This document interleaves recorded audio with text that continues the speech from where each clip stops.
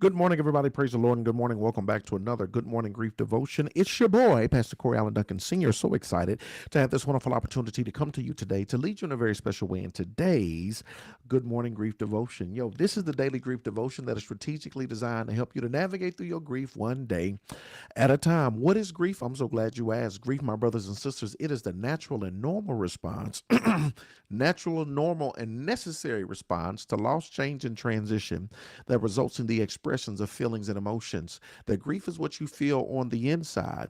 Mourning is what you reveal on the outside. Therefore, you don't suppress it, but you express it. We don't ignore it, but we explore it. We don't conceal it, but we reveal it. We don't lock it up, but we let it out. And that's why we simply shout good morning, because morning is a good thing. And I want to thank you for joining us on today as we lead you in a very special way in today's grief devotion. Today is day 112. We're going to talk about my body might express the stress of grief in lots of ways. My body might express the stress of grief in lots of ways. I tell you all the time that grief is it is a holistic experience, right? That we feel it emotional, mentally, spiritually, and even physically. And when it comes to grief, understand and know that your body might express grief in a number of different ways. Let's talk about it. The stress of grief can create tension and chemical reactions in my body. The stress of grief, it can create tension and chemical reactions in my body. In addition to causing sleep troubles and lethargy, the hormone cortisol can create inflammation. It can suppress my immune system, affect my digestion, cause aches and pains, elevate my heart rate, and raise my blood pressure. The stress of grief, y'all, it can cause to create tension and chemical reactions in my body. All of the things that they mentioned are things that can happen as it relates to stress from grief that you feel in your body. That's why you have to take a holistic approach when it comes to your grief and mourning, right? That is not just emotional, seeing a counselor, a therapist, and a coach, and all of those types. You got to do that, but it's not, and it's not just spiritual, but you got to do that as well. Tend to the scriptures, go to church, pray, all of these things. All of those things help.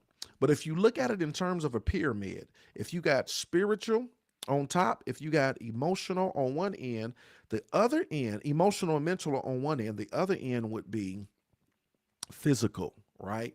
And you got to minister to all three in order for you to function properly, right?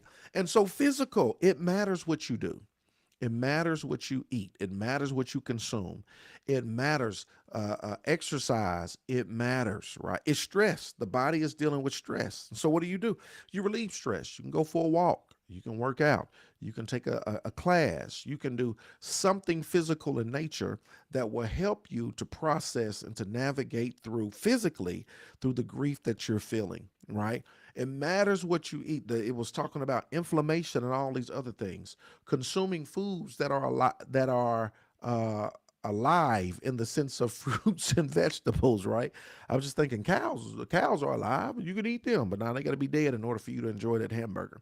Consuming fresh fruits and vegetables and juice and all of these things, believe it or not, beloved, it ministers to your body. It helps you as you navigate through the process of grief, right? Because all of these things can happen. Getting the proper amount of sleep. I know you're saying, Pastor Duncan, well, I'm grieving and I got insomnia and I'm up and I'm all of this stuff. And all of that begins to affect us, right? And so, even navigating through that, what is it that we need to do? What is it that I need? I know that I'm wrestling. I know that I'm grieving. I know that I'm going through this process. I know that it's affecting my body. It's affecting my sleep. Do you need to see your primary care physician? Do you need some melatonin? And do you need to go to bed instead of falling asleep, right? Do you need to have a routine? And even with all of that, you do everything within your power to ensure that you can attempt to get a proper night's rest. And I know that even with all of that, sometimes you just can't sleep because you're wrestling.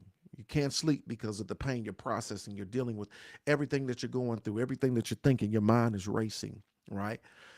Even in the midst of all of that, of everything that's happening and taking place, you want to make sure as much as you can, you are doing the things that are necessary for you to navigate through this grief process mentally, emotionally, spiritually, and physically, right?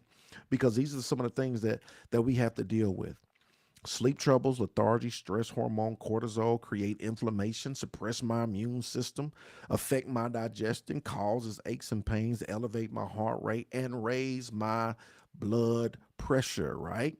To counteract the normal stress of grief, I'm actively using stress management techniques that work for me. What are the stress management techniques that work for you? I told you you'll be tempted to just to just eat whatever, right? But eating healthy, right, can be beneficial. I know some of you don't have an appetite anyway, but eating healthy, right? Exercising, going for grief walks, a grief group, something in the form of a group, right? We can all go for a walk, but we're walking. It could be people who are grieving. So we walking and talking. We doing this in community, right? We're doing it to help each other. We're doing it to navigate through it as a village, as a community. But we understand the physical benefit as well. It's helping us mentally, emotionally, but it's also helping us physically. What are those techniques, right? What are those stress management techniques that work for you, right? Those are the things you need to discover, uncover, and you need to engage as you navigate through this process of grief. Look at the final thought, y'all.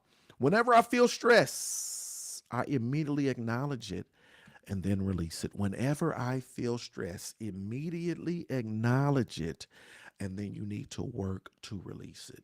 Yeah, I'm so glad we do this every single day because, as I say in the intro, this is the daily devotion that is strategically designed to help you navigate through your grief one day at a time.